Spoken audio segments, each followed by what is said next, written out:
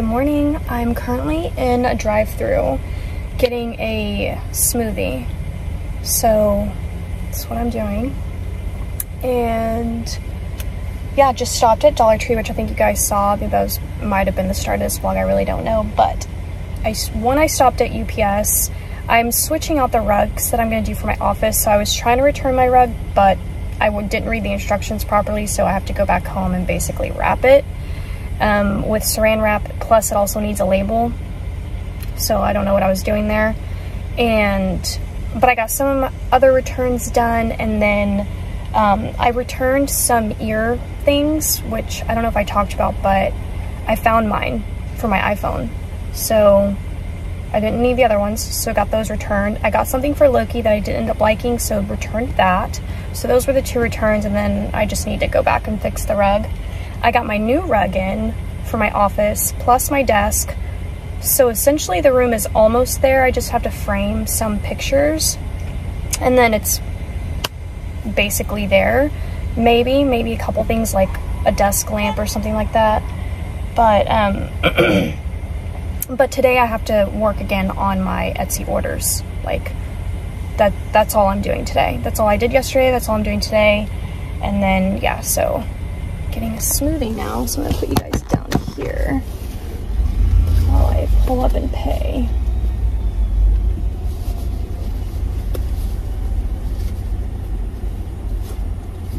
There's a McDonald's across the street, and I'm looking at their menu, and I'm not gonna lie. I just want to understand why everything is bad for us. Thank you. Why?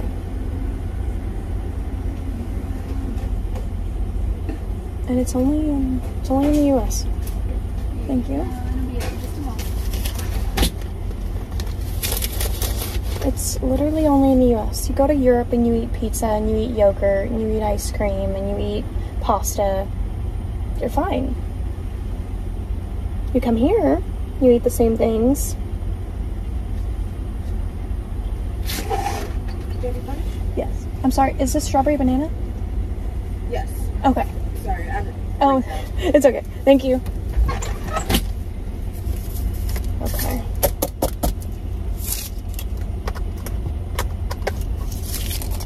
Let's see.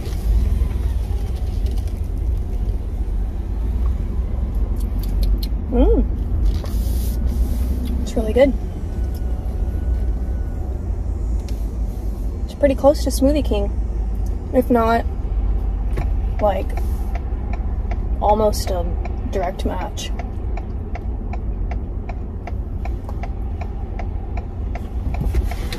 I've been trying to go on Pinterest and find new recipes for like lunches and stuff, because I feel like my lunches I get stuck at.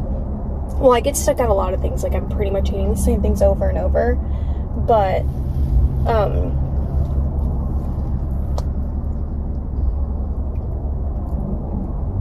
that pothole is pretty big. Man, people just pull out in front of people here like it's nothing. Oh my, in Texas, you would be, a Glock would be pulled, okay? A Glock.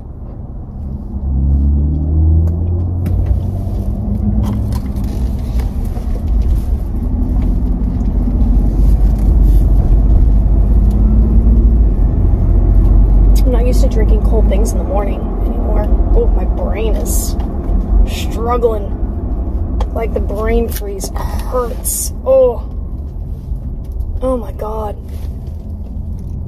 Oh my god, that is painful. I'm just trying to enjoy a smoothie, you know? The beach is over there. I really want to go there.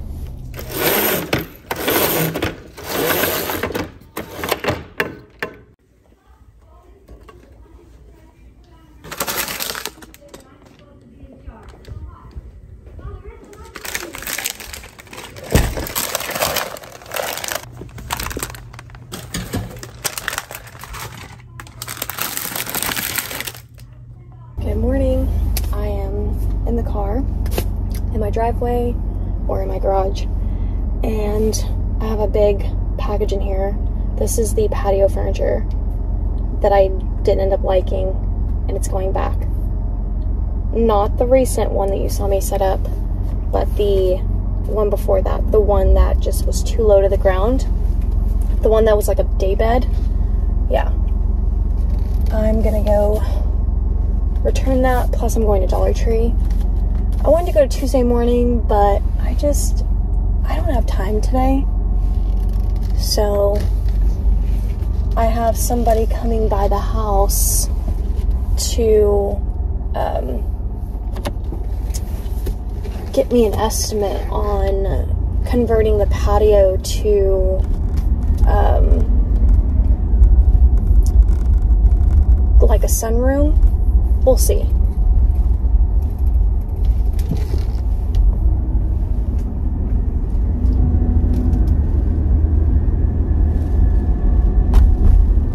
So there's that. The other thing that I need to do, which so I guess we'll just kind of make this a little chatty car.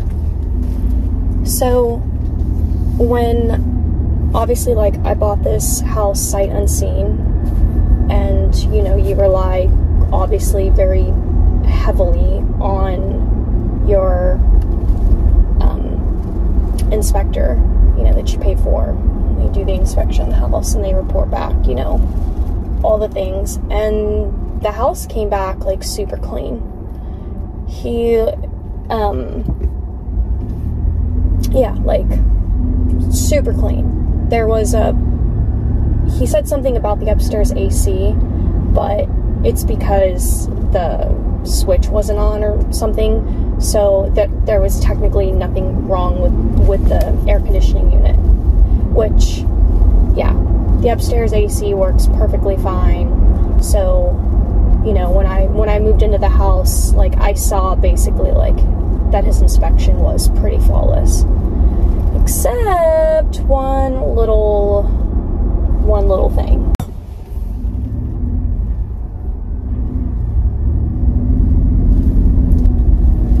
And this isn't my inspector's fault, because when he inspected the house, there wasn't this issue. So anyways, basically my front yard floods, and I know that's probably pretty common in Florida, especially since, and I don't know about other parts of Florida, but I know about this part. They don't build here the way they do in Texas at all. And I don't know why, like, the build is different. I'm sure there's, like, reasons for it, but in Texas we have drains that are kind of like in the ground, and they're like in the they're typically like on the street, essentially. So here, I swear I don't even know how to describe it. I really don't know how to describe it. I do know that I called an irrigation company to come out and look and see what they could do. Now, it's not so much like my yard, which obviously, like, that bothers me. That creates a lot of problems. Like, I can't mow because my yard is, like, literally slush. And, but the biggest problem is that the whole front floods, including my driveway. And the problem with that is, well, you know, lots of things. The biggest one being that I can't take Loki for a walk. I mean, I can't carry Loki over the water, and sometimes the water's so wide that I myself can't even jump over it. And then it turns into mud, and then, you know, it's got to be power washed, and the mud is also red, so that creates an issue. I don't know why it's red. And So then, like, my car, when I drive into my garage, then it brings it into the garage. And anyways, but the biggest one being that I can't check my mail unless I get in my car. I get in my car to back out to get to my mailbox so that I don't have to essentially, you know, go walking ankle deep, and sometimes even a little higher than ankle deep in water. I'm gonna have to buy rain boots to literally sludge through water. And but again, the biggest one being I can't take Loki. There's no way for me to exit my house and avoid the water, because even if I go on the grass, it's so muddy, and then the red and the pot, and then it just it's a whole thing. So so I called an irrigation specialist, and guess what? They knew the previous owners. And they're like, oh yeah, no, they tried everything, which I'm kind of not surprised, because I don't know, I just had this feeling, just the way that, like, the house was taken care of and how nice it was, and all the effort that, like, they put into, you know, just everything, every little detail. I just knew that, like, he did everything he could, probably for trying to solve for that. Now, my yard does have some drains in it, like in the actual yard, because that's how it's done here. There's like these pipes, there's a word for it, I forgot what it is, but anyways, so this guy comes out and he's like, oh yeah, and like knows the previous owner, and he was like, it's not your house that's the problem. So he explains to me where the draining issue is basically coming from, and he's talked about how the neighborhood at the time didn't really like properly solve for draining and where the water was going to go, and so thus this issue was created where some properties flood. Now, what's interesting about what he said to me is that my neighbor's 2 houses up is actually where the problem is. Just because the way the pipe was built, like under their driveway, and so something about their house is the problem, and the second thing is that the pipe is too small, and the third thing, which I'm just like, what? Is their house slopes up from mine. So gravity-wise, that's creating another issue, because water doesn't really travel up, right? Usually travels down. I mean, just basic gravity sense. So that creates an even longer time for my water to drain. And so, and the irony about all of this is nobody's house floods except for mine. And my house is actually up to code, because my house was built the newest, essentially, and so when they built the house, they sloped it to a very specific degree and everything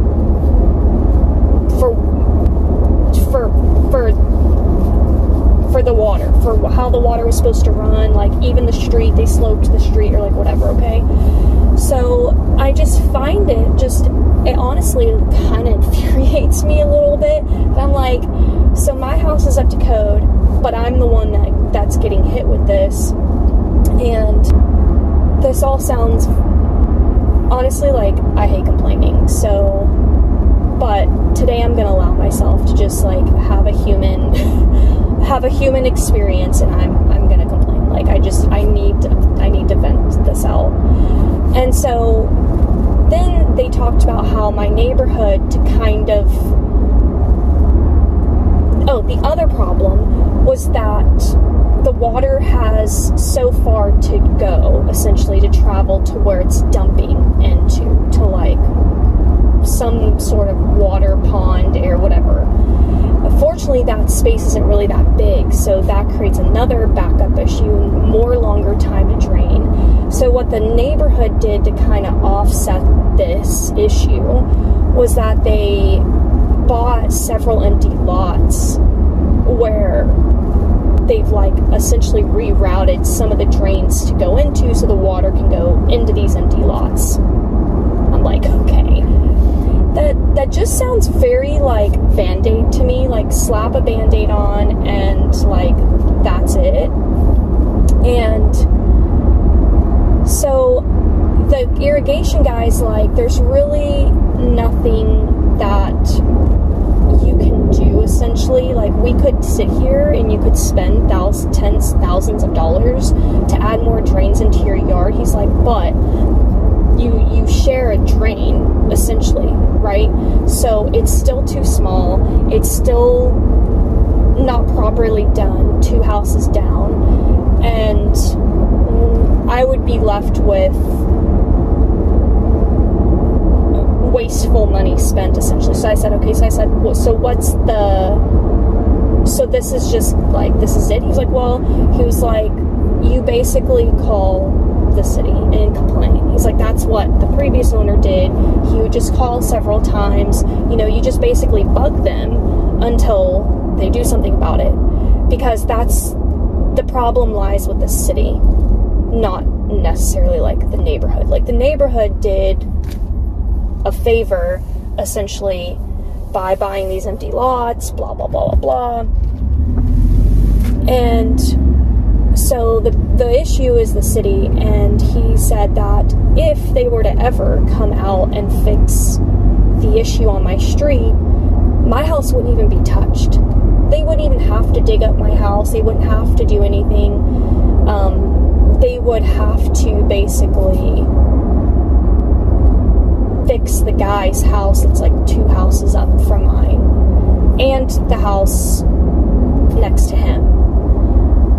So, I mean, I'm sure they'd have to do something at my house, because if the drain's too small and we share a drain and the drain comes all the way to me, like, I'm sure they would have to like come to me and replace the drain for something bigger. But like, listen, what do I know? But anyways, so I need to, the whole story is I need to start calling the city, and I need to start figuring something out. And, you know, I think that the previous owner had a very small dog, which I've talked about when I talked about the whole doggy door thing. So, you know, I'm sure, like, whatever, but my dog needs exercise. And sometimes it takes a while, especially if it keeps raining. Then Loki can't go out for days upon days. And, you know, it's like, and I can't carry my dog over that water. And oh my god, the car behind me, oh my god, he just cut off the guy behind me, and there wasn't that much room for him to do that. So anyways, this is just kind of one of those things where another lesson, to be honest, because, you know, obviously this was hidden from me when I bought the house. It wasn't in photos, it wasn't, as a matter of fact, what's interesting is on my walkthrough, my final walkthrough, which was the day that I signed, the day that I closed on the house, I closed in the kitchen at the last house with Micah there. A notary came out to me, and the day before was supposed to be my final walkthrough with my agent, and she was going to FaceTime me essentially, you know, and kind of take me through the whole house. But it had rained and flooded, and she was like, hey, like, some of the areas are flooded. And I was like, yeah, no problem. She's like, I'll go in the morning. So in the morning, she FaceTimes me and takes me, like, we do the final walkthrough, and she goes to the backyard, and that's where I see the pond. And I was just like, she was like talking about the pond, and I said, wait a minute. I said, what is that? Because, you know, I'd never seen this body of water before, because in the photos,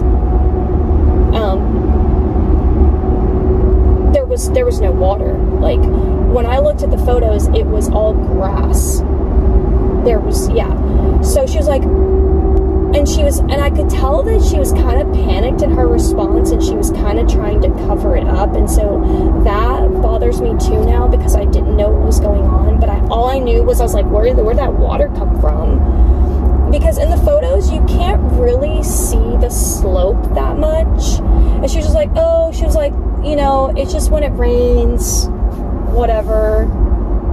And I was just like, she's like, oh, but it goes away in a day. And I was just like, okay. And so, you know, I didn't think anything about the front yard, because she certainly didn't show me the front yard when she did this, when we did the walkthrough. So, you know, I'm just kind of like, I know now, like, I feel it, that it was hidden from me. And, you know,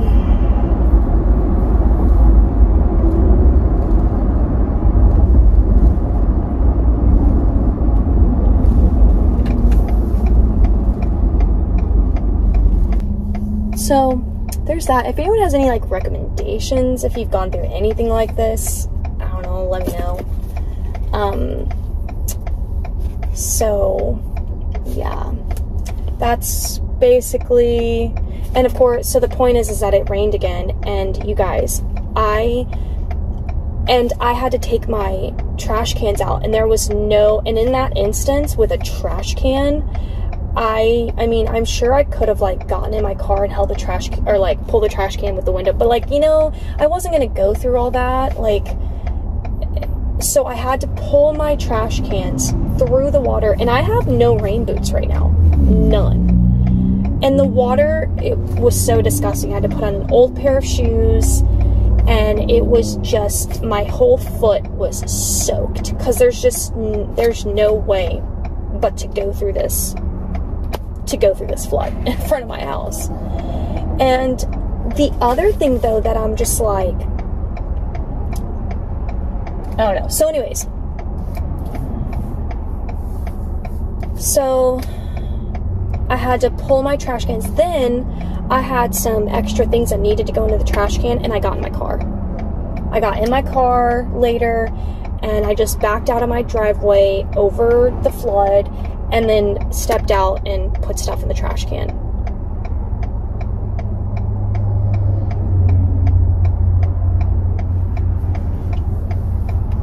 Yeah. So, there's that. So there's that story time. I'm gonna go into Dollar Tree now. Dollar Tree always fixes everything.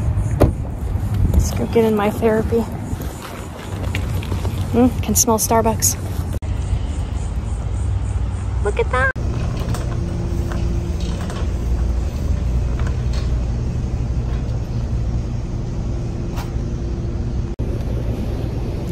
I'm home.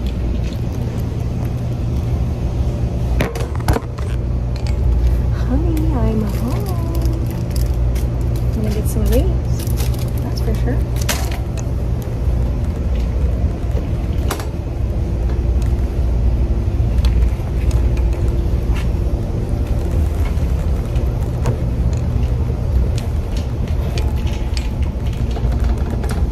Notebooks. How are still some of these left? Should I get some?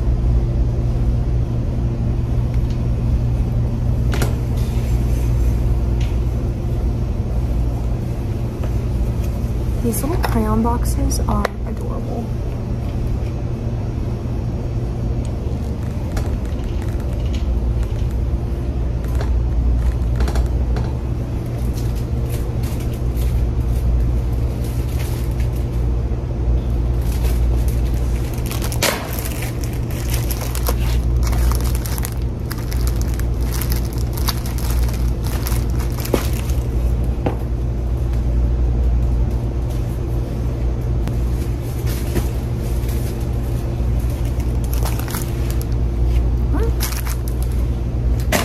We're doing a whole car vlog. Might as well tell you guys another funny story. I don't think I told this story, but this was when we were going on vacation and the garage fell on top of my car. Yeah, on top of this car. Yeah, that happened. I'm smiling because I don't know what else to do. But I did get lucky. It didn't actually do any damage. So basically we were packing up. It was the morning that we were going on vacation. The kids had already come in, the whole thing. We took my car and we took Micah's car. So they all rode in Micah's car, and then I had Loki in my car. I had Loki's kennel. I had majority of the luggage. I had all the food that I bought, blah, blah, blah. So we were sitting there packing this car up, and we go to close the trunk of this car and think nothing of it, because, right? And so Micah's already out on the driveway, and I'm starting to back out. And I feel like Micah was like, had this look on her face, and like a look of shock, and because I was backing out, so I had my head turned, even though I have like the backup cams, but I really don't use those. I'm not used to it. Like, this car is like the newest car I've ever had with all like the things. So anyways, I remember looking, and I'm backing out. Micah's got this like look on her face, and she's pointing, I'm like, what is she talking about? And then I hear this like sound that you don't want to hear, and I could just, like, from the shadowing and everything, I could tell that the garage door was on top of my car. And I was just like, what? So I stop immediately. I stop backing out, but I don't move, because obviously there's a garage door on top of my car. And I get out and I look up, and it's going to close, and it's just sitting on top of my car. And I was just like, what? But thankfully, the bottom of the garage door had rubber padding. So no damage again was done to the car. Plus, it happened so slowly. And I was just like, what happened? And then I see it immediately. When we went to close the trunk, me and the boys, like, they were helping me pack, and we were all there. And when the trunk closed,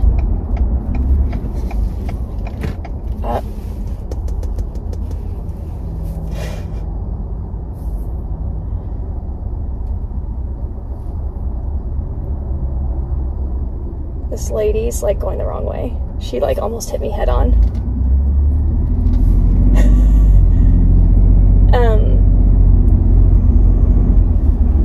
Yeah, we're all having a day, hun. We're all having a day. So anyways, when the trunk closed,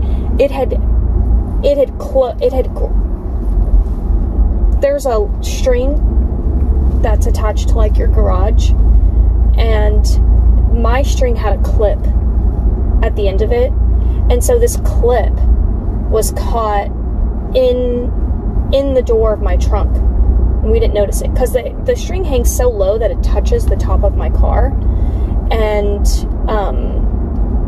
so when the door had closed, the clip had closed inside of it. We didn't notice it. I didn't notice it. And so when I went to back out, my car, it has the string attached to the inside. So as my car's pulling out, it's pulling on the garage door.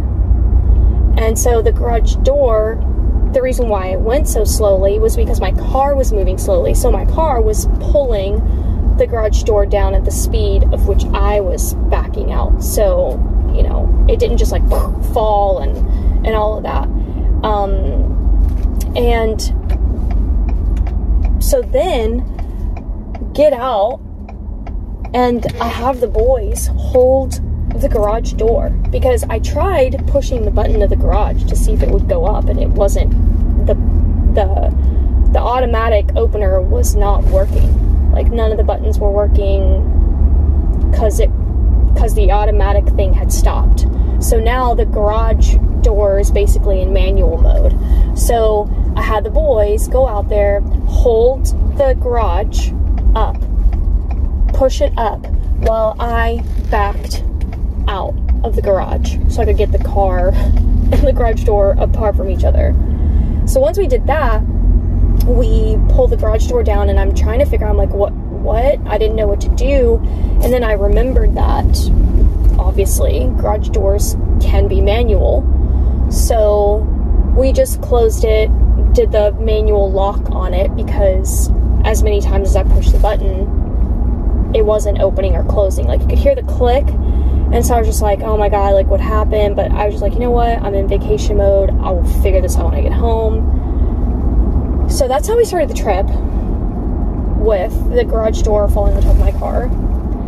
And when we came home, the boys helped me, and I have multiple doors, so I basically looked at the other door, and the track, there's this other clip that goes into the track, and that track just needed to kind of go back into its spot. And so when I held the garage button down, it was doing something. It wasn't moving the door, but it was like moving the track. And I just didn't hold it down long enough before, when this whole thing happened, because if I held it down long enough, the track was moving back into its spot. So I held it down long enough, track moves into its spot, it grabs whatever it needs to grab, and then it starts moving the garage door down. So that was good news. The good news was the garage door didn't break, it didn't bend, the car didn't have any scratches. So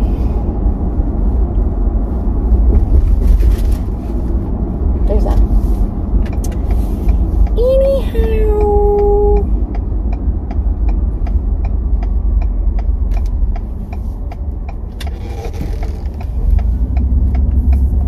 so those are my story times for today's video. Probably gonna be today's vlog. I have a little headache. Oh, see, their yard is a little bit flooded, but their driveways aren't flooded. And the reason their driveways aren't flooded is because the pipes are going underneath their driveway. Like, their driveways are like propped up, if that makes sense. And then when I see the new builds too, well, that house has a little bit of flooding in their driveway. But like, when I see the new builds, they didn't, I don't know, y'all, I don't know. Sometimes I do wonder if, like, maybe they sloped my yard too much, even though technically the biggest issue is still going to be that the pipe isn't big enough, and that, you know, water's, the street isn't sloped properly. Like in Texas, you know, when draining, streets are sloped a certain way so the water runs to the drain. That's how it works. They're designed, engineered, you know, to do that. And the water's supposed to go in that direction, by the way. Like, it can't go in the other direction. So there's no other place for it to go to the way they designed it. So anyways, that's that. Those are my story times of the day in the car. I am getting back home. Also, I did not get that dropped off. When I pulled up, UPS just looked extremely busy, and I was planning on like walking in and asking for help, and I'm just not gonna do that. So I'm just gonna have to get Micah. She's gonna have to come with me. She helped me load it into the car, and she's gonna have to help me carry it out and bring it in. And I have to do it now because this is about to expire. So there's that. Anyways, that's the end of my story. Oh, there's my flooded driveway. Love that for me. Oh, and you know what else?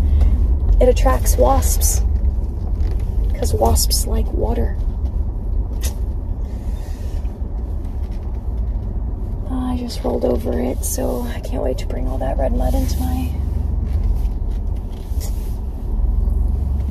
All right, that's it. I've allowed myself all the complaints. I'm gonna move on. I'm gonna see what the city can do. The end.